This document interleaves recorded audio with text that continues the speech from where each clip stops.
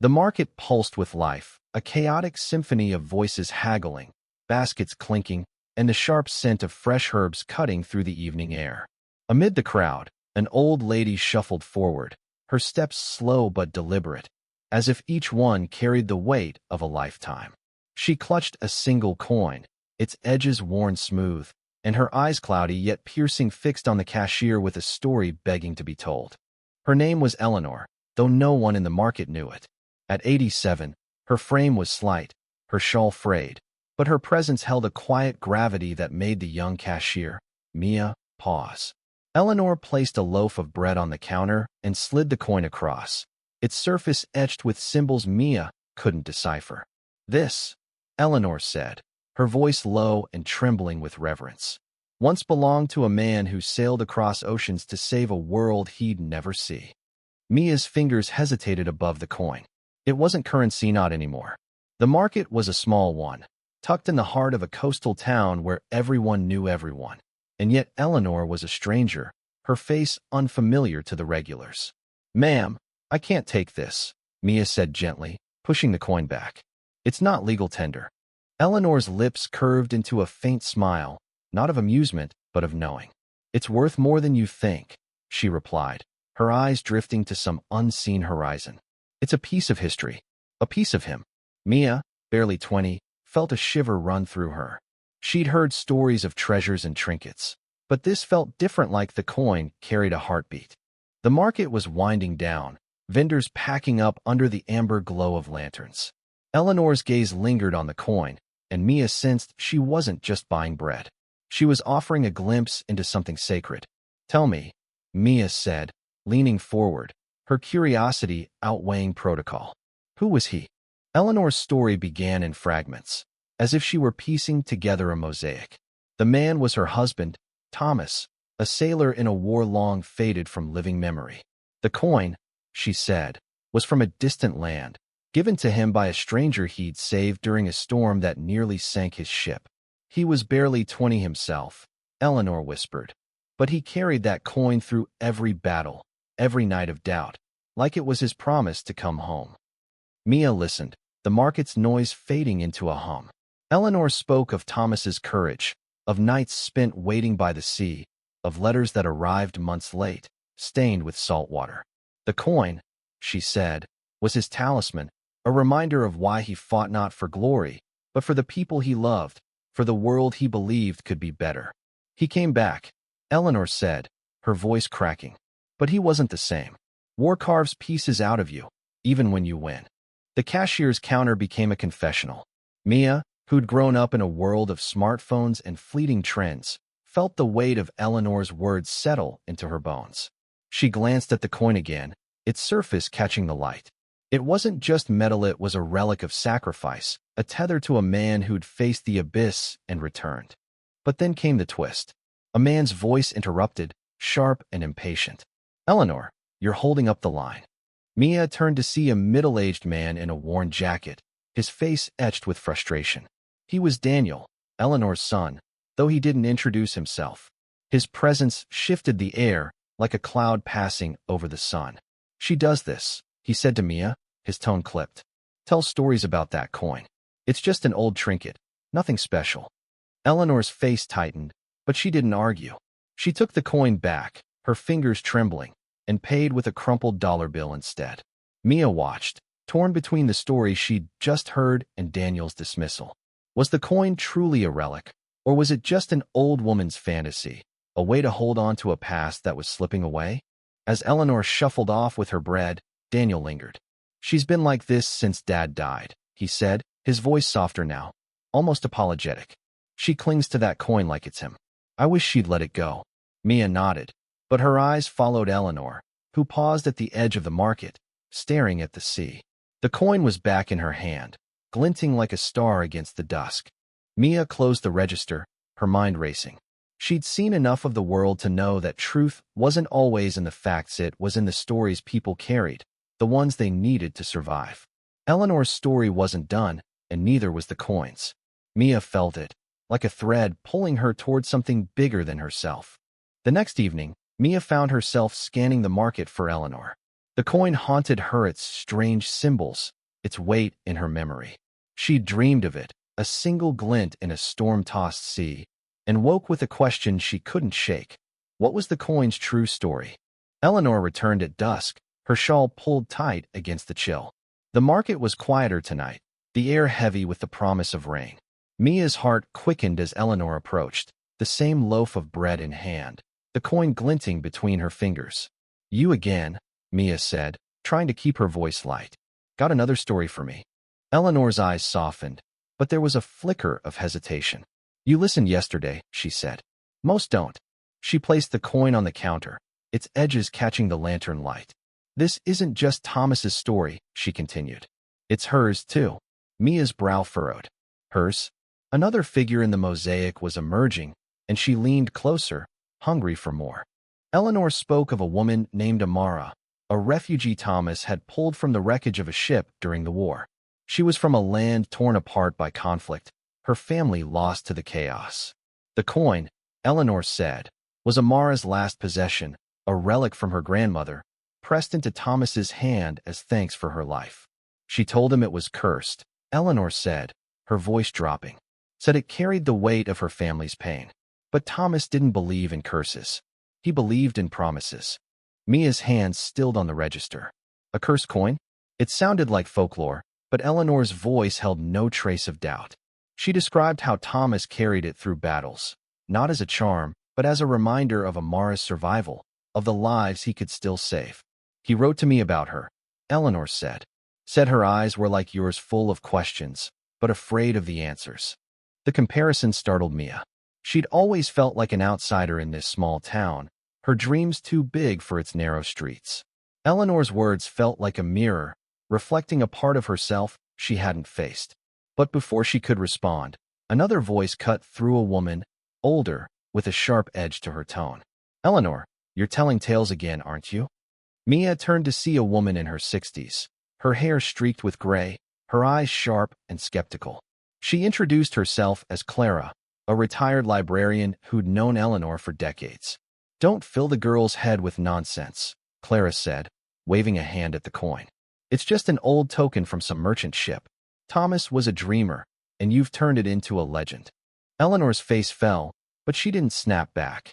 Instead, she clutched the coin tighter, her knuckles whitening. "It's not nonsense," she said quietly. "It's what kept him alive." Clara sighed, her expression softening. "I know you miss him, El, but you're living in the past." She turned to Mia. "Don't let her drag you into it." The exchange left Mia reeling. Clara's pragmatism clashed with Eleanor's fervor, and the coin sat between them, a silent judge. Was it a relic of heroism or a prop for grief? Mia didn't know, but she felt the pull of Eleanor's story, its threads weaving into her own restlessness. She took the coin this time, against protocol, and handed Eleanor the bread. "Tell me more tomorrow," she whispered. As Eleanor left, Clara lingered, her eyes on Mia. "Be careful," she said. "Eleanor's stories are beautiful, but they're heavy. They'll weigh you down if you let them." Mia nodded, but her fingers traced the coin's edges, its warmth lingering in her palm. She wasn't ready to let it go yet.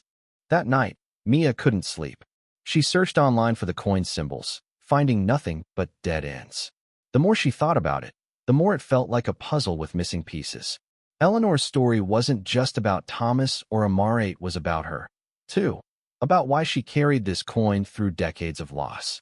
Mia felt a spark of purpose, a need to understand, not just for Eleanor, but for herself. Mia began to seek Eleanor out, not just at the market, but in her thoughts. The coin was a riddle, its story a map to something deeper than she'd expected. Each night, she turned it over in her mind, wondering if it was a key to understanding Eleanor herself. Eleanor didn't return for 2 days, and Mia's worry grew. She asked around, but no one knew where the old woman lived. The market felt emptier without her, the coin's absence a quiet ache. On the third evening, as rain streaked the market's awnings, Eleanor appeared, her shawl soaked but her eyes alight. "You kept it," she said, seeing the coin in Mia's hand. "I knew you would." Mia flushed, caught. She'd meant to return it, but it had stayed in her pocket, a secret she couldn't explain. "I want to know the rest," she said. "About Amara. About the curse." Eleanor's smile was weary but warm. She settled on a crate near the counter, her voice blending with the patter of rain. Amara, Eleanor said, hadn't just given Thomas the coin, she'd given him a warning. She said it bound its keeper to the pain of others, Eleanor recounted. Thomas laughed it off, but he felt it. Every time he held it, he saw her face, her family's ghosts. It made him fight harder, but it broke him, too. Eleanor's hands trembled as she spoke of Thomas's return, how he'd wake screaming, haunted by faces he couldn't save. Mia listened, the coin heavy in her hand. She imagined Thomas, young and brave, carrying a burden no one could see. But Eleanor's story shifted again, introducing a new figure, a boy named Leo, Amara's son, who'd been on the ship with her. Thomas didn't just save her, Eleanor said. He carried Leo to shore, half drowned, promising he'd find his mother again. The coin, she said, was Leo's inheritance, meant to be passed on, but Thomas kept it, unable to let go of the boy's wide, trusting eyes. The twist came like a gust of wind. A young man approached, his face shadowed by a hood. "You're talking about my grandfather," he said, his voice low but firm. Mia startled, nearly dropping the coin. He was Jonah, Leo's grandson, barely older than Mia, his eyes carrying the same weight as Eleanor's. "I've heard about that coin my whole life," he said. "My family says it's bad luck. Why do you still have it?" Eleanor froze, her breath catching. "I didn't know," she whispered. "I didn't know you existed." Jonah's story spilled out. Leo had survived, found Amara, and built a life, but the coin's shadow lingered in their family lore. They believed it carried their pain, a curse that followed them through generations. Jonah had come to the market, drawn by rumors of an old woman telling stories about a coin. Mia's heart pounded. The coin wasn't just Eleanor's, it connected lives across time, across oceans. Jonah's presence changed everything, turning Eleanor's private grief into a shared legacy. "Give it to me," Jonah said, his voice hard. "It's ours." But Eleanor clutched the coin, tears welling. "It's all I have of him," she said. "It's Thomas." The rain fell harder, blurring the market into a haze. Mia stood between them, the coin in her hand, feeling its weight like a judgment. She saw Eleanor's desperation, Jonah's anger, and something else, her own need to make sense of it all. "We'll figure this out," she said, her voice steady despite the chaos. Together. The market was a ghost of itself the next evening, rain driving vendors indoors. Mia waited, the coin burning a hole in her pocket.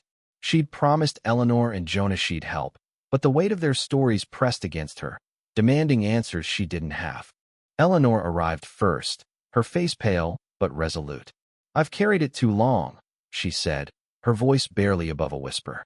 "But I'm not ready to let go." Jonah followed, his hood down now, revealing eyes that mirrored Amara's, or so Mia imagined. The three stood in the dim light of Mia's stall, the coin on the counter like a judge awaiting a verdict. Mia broke the silence. "We need to know what it really is," she said. She'd spent the night researching, contacting a historian friend who'd traced the coin's symbols to a forgotten kingdom, its currency tied to a ritual of remembrance. "It's not cursed," Mia said, her voice firm. "It's a memorial. It was meant to honor the dead, to carry their stories forward." Eleanor's eyes widened, and Jonah's softened, just a fraction. Eleanor spoke of Thomas's final years, how he'd given the coin to her before he died, whispering that it held every life he'd touched. "He said it was my burden now," she said, tears falling. "I thought I was protecting him by keeping it." Jonah's anger faltered.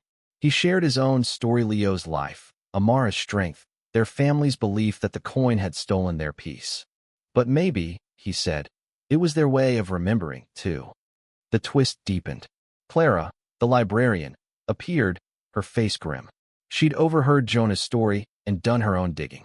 "There's a record," she said, pulling a faded photograph from her bag. It showed Thomas, young and weary, standing beside Amara and Leo on a dock, the coin visible in his hand. "They stayed in touch," Clara said. "Thomas sent them money, letters. He never told Eleanor." Eleanor gasped, her hand flying to her mouth. "He never said," her voice broke. The coin wasn't just a relic, it was a bridge between lives she'd never known. Mia saw the pain in Eleanor's eyes, but also a spark of relief. Thomas's silence hadn't been betrayal. It was his way of carrying the burden alone. Jonah took the coin, his fingers gentle now. It's not about owning it, he said. It's about what it means. He handed it back to Eleanor. You kept it safe. Now let us share it. Eleanor nodded, tears streaming, and placed the coin in Mia's hand. You decide, she said. You're part of this now. Mia's breath caught. She wasn't just a cashier, she was a keeper of stories, a thread in a tapestry spanning generations. She proposed a plan. The coin would stay in the market, displayed in a small case with a plaque telling Thomas, Amara, and Leo's story. It would be a reminder, not a curse, but a testament to courage and connection.